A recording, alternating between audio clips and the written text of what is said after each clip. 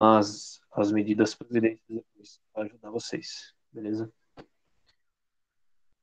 Bom, gente, boa noite mais uma vez, né? Agora está gravando oficialmente. Eu vou apresentar a tela aqui. Estamos indo hoje para a nossa terceira aula de matemática. Espero que vocês estejam gostando até agora, né? Das nossas duas primeiras aulas, que tenham entendido o conteúdo. Qualquer dúvida, mais uma vez, reforço, entre em contato com a gente, tá? E hoje a gente vai para a nossa terceira aula, envolvendo o conteúdo de MMC e MDC, tá? Então, sou, mais uma vez, aí me apresentar, eu sou o Josman e vou ser um dos professores aí que vai dar ministrando o conteúdo para vocês, beleza? Bom, então vamos começar. Bom, vou fazer uma introduçãozinha, né, antes de entrar no tema, sobre com relação a números primos e compostos, né? A semana passada a gente viu aí a questão dos conjuntos numéricos e tudo mais, e entre eles o conjunto natural, né? Enfim, o número natural, né? Um valor aí diferente de zero e de um, que é apenas múltiplo de um de si mesmo, é denominado um número primo, já que já um número que não é primo, né, ele é classificado como um número composto, tá? Então, a gente tem essas duas definições aí de número primo. Deixa eu só colocar aqui o mostrador para ficar mais fácil. Então, a gente tem aí valores que sejam diferentes de zero e um, que são apenas múltiplos de um e de si mesmo, é um número considerado primo, ou seja, ele não é múltiplo de qualquer outro número a não ser ele um. E para os demais números, né, são classificados aí como números compostos. Então, ó, por exemplo, os números 2, 3, 5 e 7, eles são números primos. Por quê? Porque além deles mesmos e um, eles não são múltiplos de nenhum outro valor. Agora, os 4, 6, 8, 10, 12, eles são números compostos, por serem aí divididos por 2, certo? Então aí a gente tem essa definiçãozinha básica aí para dar um início e esclarecer mais lá na frente essas questões, beleza? Bom, crivo de Eratóstenes. Espera aí só um minutinho, gente.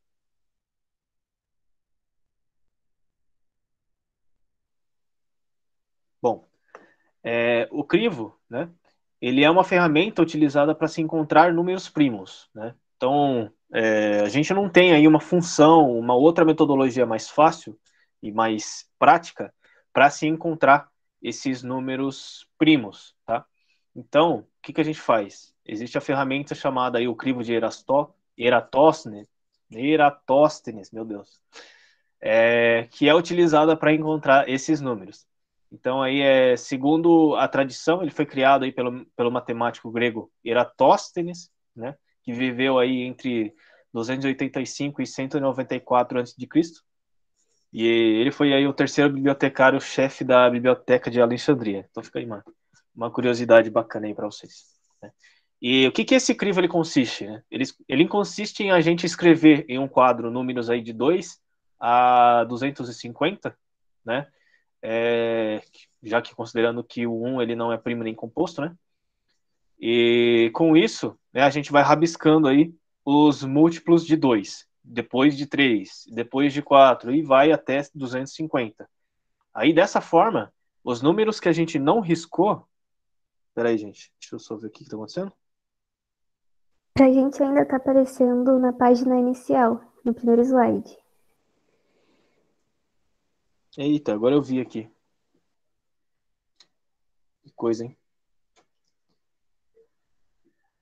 Peraí, rapidinho.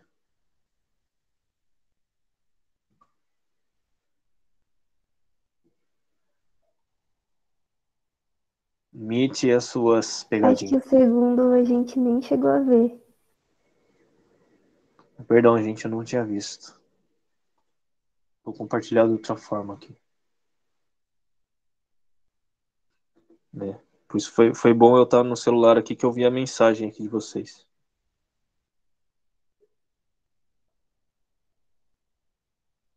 Vamos ver se agora vai funcionar.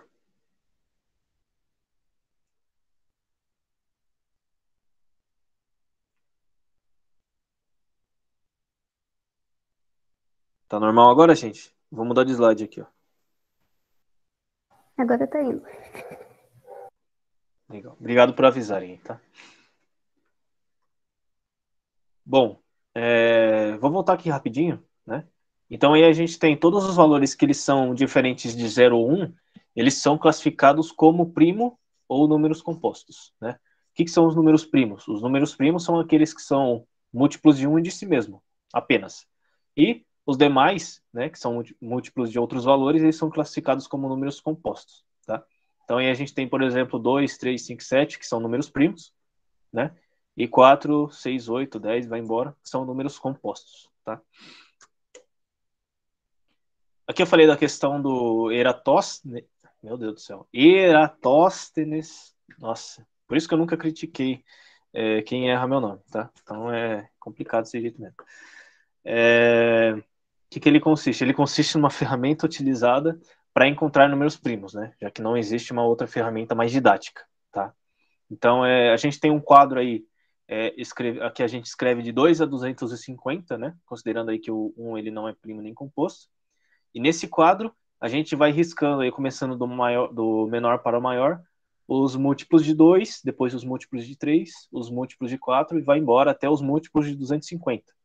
Aí os números que a gente não riscou, né, os que sobrarem, eles são os números primos. A única problemática disso aí é que a gente tem uma limitação, né? Ele tem um limite. A partir de um momento, essa ferramenta ela não funciona mais, mas até um determinado momento, ela é uma ferramenta bem eficiente para identificar esses números primos, tá?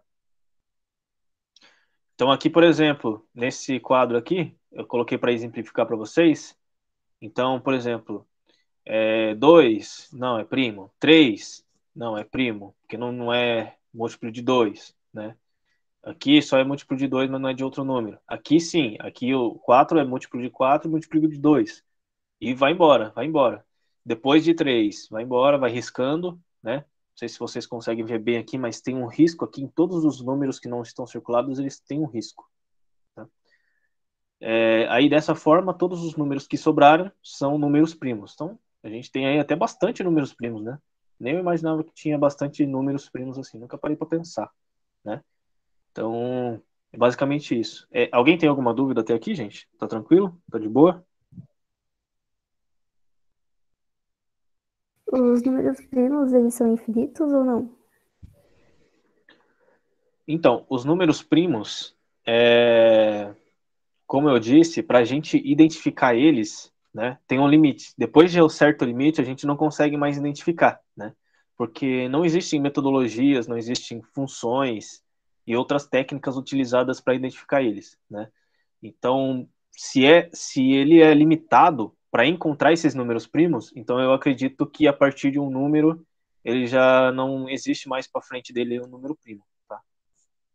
Mas eu não posso afirmar com certeza, né? Mas se não tem a ferramenta para encontrar o número a partir de um determinado momento, é difícil ter mais para frente, tá bom? Beleza? Tirei a dúvida? Beleza. Show, vou continuar aqui.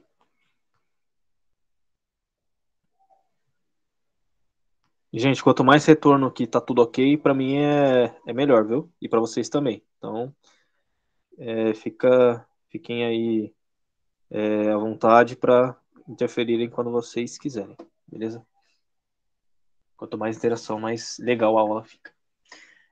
Vamos lá. Teorema fundamental da aritmética. Então aí, a definição é: todo número natural e que possui um valor maior do que 1, ele pode ser escrito como um produto entre números primos. Meu Deus, o que é isso? Nada mais é do que, eu não sei se vocês já viram por esse termo, ou por fator de decomposição, fatoração de números. Então é exatamente isso. Então aqui, ó, exemplos. Então faça a decomposição dos números em fatores primos, ou seja, a fatoração de um número, certo? Como que a gente faz a fatoração de um número? A gente coloca um número aqui, na vertical a gente traça uma barra e a gente vai dividindo ele até chegar no 1, certo? Então, a gente tem 150. 150 aí, começando do número menor para o maior, em números primos, a gente tem o 2, certo? Então, 2, 150 dividido por 2, 75. 75 ainda é divisível por 2? Não. né? Porque termina com 5, número ímpar não se divide por 2, não inteiro, pelo menos. Próximo número, depois do 3, próximo número primo é o próprio 3, certo? Então, 75 dividido por 3, 25, ok? Continuando, 25 dá para dividir por 3, tornando o número inteiro? Não. Próximo número é o 5. Então, 25 dividido por 5, 5. 5 dividido por 5, 1. Chegou no 1. Então, agora a gente vai fazer aquela questão de juntar todos os fatores aqui e multiplicá-los. Então, aqui a gente tem 2 vezes 3, vezes 5, vezes 5. Então, aqui a gente tem repetindo duas vezes o 5. Então, a quantidade que repete é a quantidade que vai no expoente. Então, aqui repetiu duas vezes, então é 5 elevado ao quadrado. Então, é 2 vezes 3 vezes 5 elevado ao quadrado. Decompus esse número aqui em função de números primos, em fatores primos, certo? Próximo exemplo. Aqui a gente tem o valor de 342. A gente faz o mesmo processo que foi feito para o 150. 342 dividido por 2, dá para dividir, dá 171. 171 ainda dá para dividir por 2? Não. Próximo fator, 3. Por 3 dá? Dá. Dá 59. 59 dá para dividir por 3 ainda? Dá. Dá 19. E 19 dá por 3 ainda? Não. Dá por 5? Não. Dá por 7? Não. Só vai dar para 19. Então, 19 dividido por 1, por 19, é igual a 1. Então, a gente chegou no 1 aqui. Tá?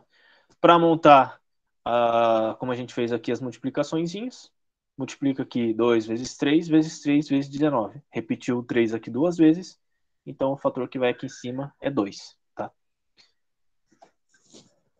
Alguma dúvida nesse slide aqui, gente? Tranquilo? Tranquilo. Beleza. Vou prosseguir então. Bom, finalmente a gente entra na questão do M. Deixa eu voltar a mostrar o apontador aqui. Deixa eu ver se está aparecendo aqui de boa. Tá. Bom, dada essa introduçãozinha de definições e tudo mais, a gente vai entrar no assunto do próprio MMC e MDC, certo? Então, mais para frente aí vocês vão ver daqui para frente a importância de ter feito aquela introduçãozinha, né? Então, o que é o MDC de um número? Então, o MDC aí de um valor A e um valor B, ele é o máximo divisor comum entre essas mesmas constantes, né? O A e B. Já o MMC, entre dois fatores, né? A e B, é o mínimo múltiplo comum entre as constantes A e B. Então, vamos lá. Como que a gente vai fazer para calcular isso? Tá? Então, a gente vai utilizar aquela fatoração que a gente aprendeu no slide anterior. Então, ó, utilizando o fator dos números, conseguimos calcular de maneira simplificada, né? Então, por exemplo, a gente tem aqui, calcule o MDC e o MMC dos fatores 150 e 342, que é o que a gente viu aqui no slide anterior.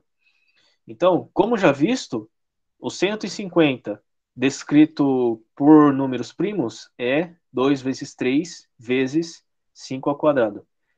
Não estranhe esse asterisco aqui.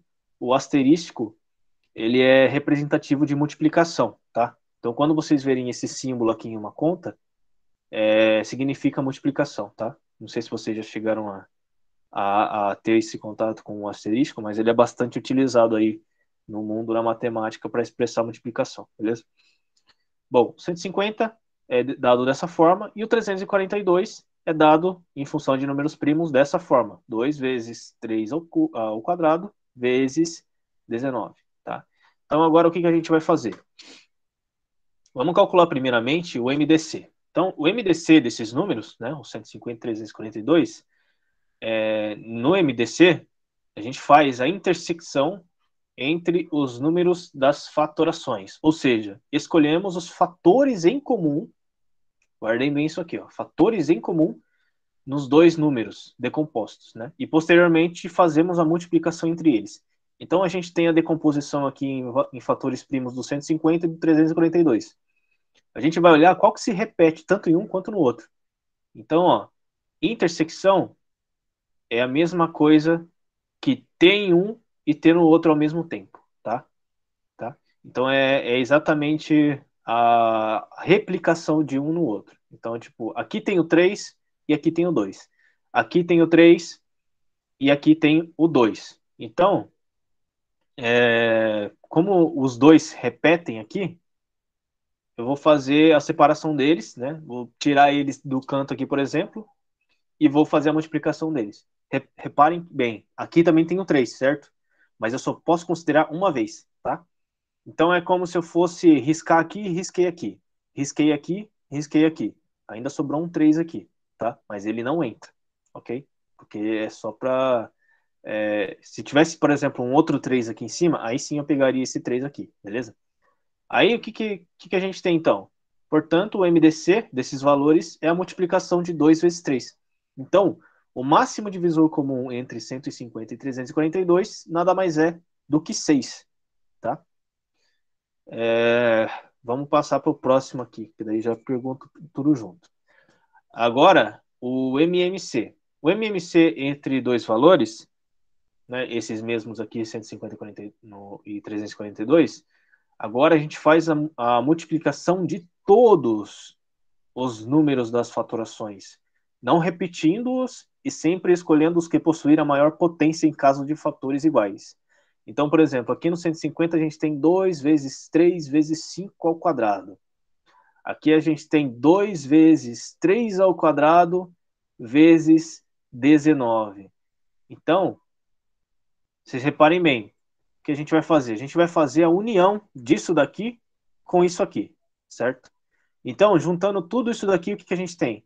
A gente tem, começando da esquerda para a direita, o 2. Então, a gente separa o 2 aqui. Agora, aqui a gente tem o 3 e aqui também a gente tem o 3, certo? Então, o que a gente vai fazer? A gente vai pegar o que possuir a maior potência. Então, aqui a potência do 3 aqui está escondidinho aqui o 1, e aqui é 2. Então, como o 2 aqui ele é maior que o 1 aqui, eu vou pegar o 3 quadrado. Então, eu peguei o 3 ao quadrado e passei para cá, certo? Depois, agora tem o 5. Tem o 5, copiei aqui. Tem o 19, copiei aqui. Aí, depois que eu juntar tudo isso sem repetir valores e pegando o de maior potência, quando tiver valor igual, eu vou multiplicar todos. Então, tenho 2 vezes 3 ao quadrado, vezes 5 ao quadrado, vezes 19. Então, o mínimo múltiplo comum entre 150 e 342 é 8.550. Nossa, parece ser um valor grande, né? Mas considerando que são valores altos aqui já, então faz sentido, né? Então, dificilmente aqui vai ter um valor pequeno como múltiplo comum, considerando que eles já são valores altos, tá? Alguma dúvida do MDC e o MMC, gente?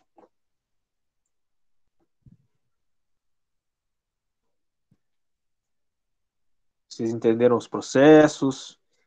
O que eu fiz ali certinho?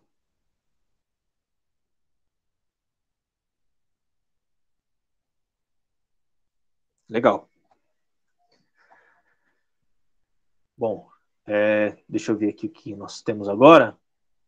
Vamos fazer uma aplicação, né? Um exercício aqui envolvendo o MMC, tá? Então, ó, a aplicação mais comum do MMC, ela é vista na soma de frações, com denominadores diferentes, onde todas as parcelas devem ser trocadas por frações equivalentes, com o mesmo denominador. Então, neste caso, o melhor denominador a ser escolhido, no sentido de facilitar os cálculos, é o MMC entre os denominadores originais. Então, quando a gente tem a soma de fração, o que a gente tem quando tem a frações com denominador diferente? A gente sempre busca igualar esses denominadores para a soma ficar mais fácil, porque depois eu vou manter a base, né? E vou só somar em cima, certo? Então, para isso, mas como que eu vou escolher qual que é esse denominador? Então, o caminho mais fácil é fazer o MMC desses denominadores. Então, por exemplo, aqui eu tenho meio mais 4 terços menos 1 sobre 6. Então, eu vou fazer o MMC entre todos os denominadores aqui, o 2, 3 e o 6, certo? Então, ó, denominador de 2, 3 e 6 é igual a 6. Então, aqui o que a gente fez? A gente fez aquela mesma decomposição lá dos fatores, só que o 2 ele já é um número primo. O 3 ele já é um número primo também. Só o 6 que ele é divisível por 2, que vai para 3. Deixa eu tentar fazer aqui. Vou tentar fazer no mouse aqui, gente, mas minha letra é horrível, eu sou canhoto, então vamos ver se eu consigo fazer, para ficar mais claro. Então, se eu for fazer esse aqui já não posso fatorar em função de números primos, porque ele já é um número primo. Aqui é a mesma coisa. O do 6, eu tenho 6 aqui. Opa, vai ficar horrível assim, mas eu espero que vocês entendam. Eu tenho a barra aqui de divisão, certo? Então, ó, começando do menor para o maior dos números primos. Então, eu tenho 2 aqui. Que letra linda. 6 dividido por 2 dá 3. O 3 eu só divido por 3. Aí, o que eu tenho? Eu tenho o 2, desse daqui. Tenho o 3, isso em função de números primos. E aqui eu tenho o 2 vezes 3, certo? Que é só multiplicar esses dois aqui. Aí, por definição, o que a gente tem no MMC? O que a gente vai fazer? A gente vai somar, a gente vai multiplicar tudo sem repetir, certo? Só que, tipo, o mesmo daqui, eles repetem aqui, certo? Então, 2 vezes 3 igual a 6. Por isso que a gente tem o MMC aqui igual a 6, certo? Depois que a gente fez o MMC, a gente estabelece. Deixa eu voltar aqui pro apontador. Beleza. Bom, depois que a gente estabelece, esse vai ser a nossa base. A gente vai fazer a nossa base e o que a gente vai ter que fazer? Eu não sei se vocês lembram, mas quando a gente mexe no denominador, a gente tem que mexer no numerador também. Por quê? Porque são frações equivalentes, elas não podem ser diferentes, elas têm que ser equivalentes. Então, o que eu tenho que fazer? Como eu deixei todos os meus denominadores igual a 6, o que eu tenho que fazer? Eu tenho que, por exemplo, para mim deixar 6 esse valor aqui, o que eu tive que fazer? Multiplicar por 2, certo? Porque 3 vezes 2 igual a 6. Então, o mesmo que eu fiz embaixo, eu faço em cima. Então, se eu multipliquei aqui por 2 para ficar igual a 6, aqui eu multiplico por 2 também. Qual que vai ser a minha equação equivalente? Vai ser 8 sobre 6, certo? Agora, nesse caso aqui, para mim chegar no 2, ele ser representativo por 6 aqui, o que eu tenho que fazer? Eu tenho que multiplicar o 2 por 3, porque daí eu chego no 6. Só que como eu multipliquei aqui por 3, eu tenho que multiplicar aqui em cima também. Então, se eu multipliquei aqui, 2 vezes 3, 1 vezes 3 igual a 3. Então, ficou 3 sobre 6, tá? Aí, como eu tenho todas as bases iguais, eu posso manter a base e só somar em cima, só fazer as contas em cima. Então, tenho 3 mais 8 menos 1, que vai dar o 10, tá? Então, esse é o processo mais fácil aí para a gente fazer a soma de denominadores diferentes, tá? A gente iguala primeiro o denominador, depois só faz as frações equivalentes para só somar ou só subtrair. Beleza? Alguma dúvida aí, gente?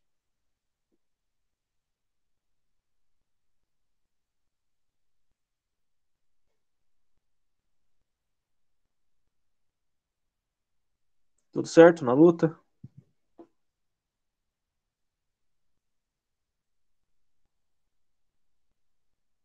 Beleza. Bom, para finalizar agora, vou contar bastante com a interação de vocês. A gente tem um exercício agora. Agora eu quero que vocês vão falando aí junto comigo. Então, ó, exercício de MDC. Então, ó, uma indústria de tecidos fabrica retalhos de mesmo comprimento. Após realizarem os cortes necessários, verificou-se que duas peças restantes tinham as seguintes medidas: 156 centímetros e 24 centímetros, certo?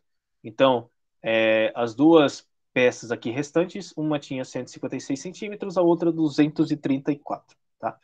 O gerente de produção, ao ser informado dessas medidas, né, ela deu a ordem para que o funcionário cortasse o pano em partes iguais e de maior comprimento possível. Ou seja, tá em medidas diferentes aqui, e o gerente queria que eles fossem cortados na maior medida possível, esses dois, e que elas fossem iguais, certo? Beleza. Aí a pergunta é, como ele poderá resolver essa situação? Justamente aplicando o MDC, certo? Então, ó, devemos encontrar o MDC entre os dois valores citados, né? 156 e 234. Esse valor corresponderá à medida do comprimento desejado. Então vamos lá, gente. Agora a gente vai ver aí quem está pegando, quem está com dificuldade. Sem problemas quem tiver com dificuldade, gente. Só perguntar que a gente ajuda o máximo possível. Qual que é o primeiro passo que a gente deve fazer aqui, gente? Pergunta para vocês agora, para resolver essa questão.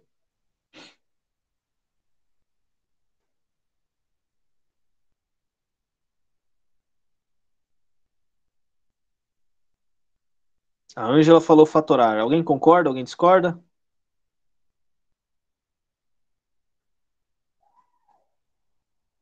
A Isis falou fatorar também.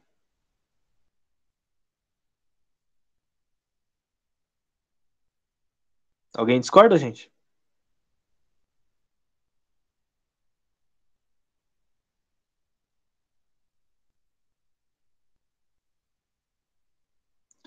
Beleza. Então vocês falaram que era fatorar. Exatamente. O primeiro processo quando a gente faz do MDC é fatorar os valores, tá? Tanto para MDC quanto para MMC. Então a gente vai fatorar o 156 e o 234. Então aqui, ó, já coloquei para facilitar a fatoração, né, em função de números primos. Então aqui eles fizeram a decomposição, né, a fatoração. 153 por 2, 78. 78 por 2, 39. 39 por 3, 13. E o 13 só é dividido por 13 por 1, então ficou 13 para resultar em 1. 234, mesmo processo. Né? 234 por 2, 117. Por 3, 39. Aqui, coincidência, né? 39 também. Por 3, 13. E por 13, não saiu aqui, mas é o 1 aqui finalizando. Então, montando aqui a multiplicação entre esses fatores, a gente chega nisso daqui, certo? A decomposição em fatores primos. Então ficou dessa forma. Agora eu quero que vocês falem quais valores a gente tem que escolher aqui para multiplicar. E aí, gente, o que vocês acham? Pode chutar se não saber, né? Não tem problema. Errar não tem problema. E aí, o que vocês acham? Quais são os valores que a gente tem que pegar daqui para fazer a multiplicação final?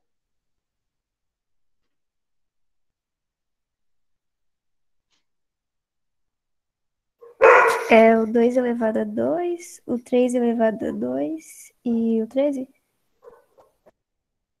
A Sofia falou que é 2 elevado a 2, 3 elevado a 3 e 13. Deixa eu ver aqui no chat. A Caroline também falou isso. Alguém discorda, gente? Alguém concorda?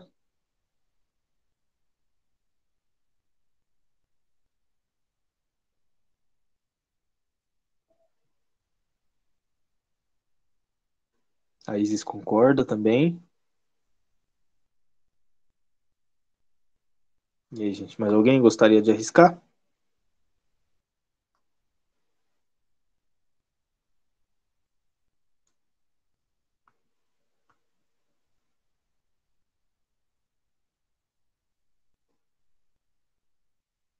Não, o pessoal tá tímido com medo de errar. Fiquem tranquilos, gente.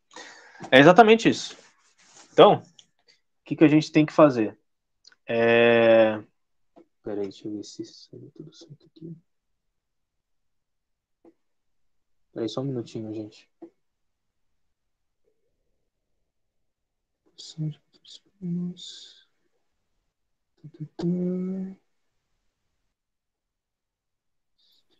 Deus, tá sem som. Não tá saindo som? Agora tá. Será que eu fechei o microfone sem querer?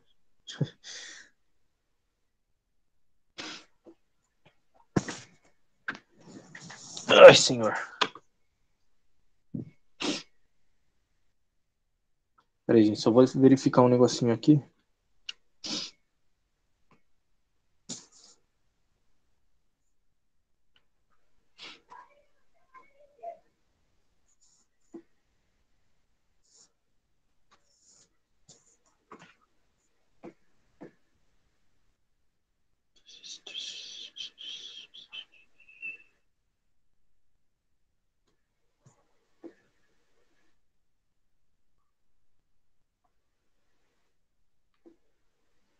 Ah, tá. Beleza, beleza. Bom, vocês falaram que era para pegar o valor de 2 ao quadrado, 3 ao quadrado e 13. Vocês acabaram confundindo com o MMC. Então, ó, só voltar um minutinho, um pouquinho aqui. Por um momento eu também estranhei. Ó, quando a gente faz o MDC, a gente vai pegar os valores que se repetem, tanto em um quanto no outro, tá? Quando a gente vai pegar o MMC, aí sim a gente vai pegar todos e vai pegar o que tiver a maior potência, tá? Então aqui, ó, por exemplo, aqui tinha o 3 e aqui tinha o 3 ao quadrado. Então aqui a gente pegou o 3 ao quadrado, certo? Aqui deu uma bugada na minha mente na hora também.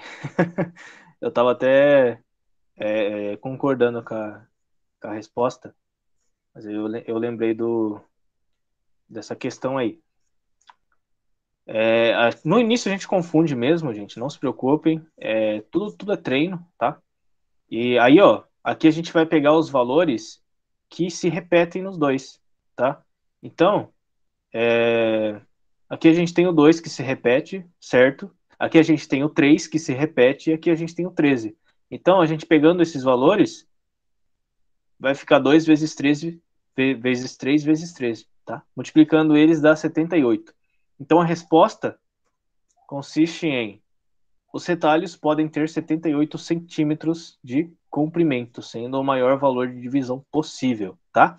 Então, sempre lembrar que MDC pega os valores que se interceptam, os valores que são iguais tanto em uma faturação quanto na outra.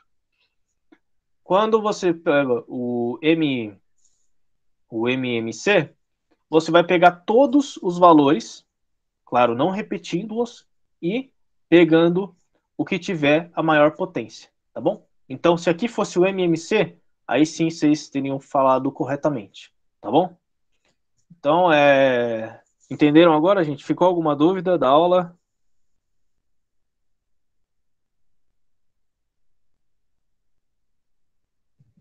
Então, é importante, gente, a interação de vocês, né? Falando, entendi, não entendi. Arriscar, chutar. Quanto mais vocês Essa chutarem, retomada melhor. que deu Pode pra falar. recapitular bem. Deu pra entender certinho, obrigada. Beleza. Imagina. Isso aí acontece, gente. Confundir melhor forma de aprender é você errar, tá?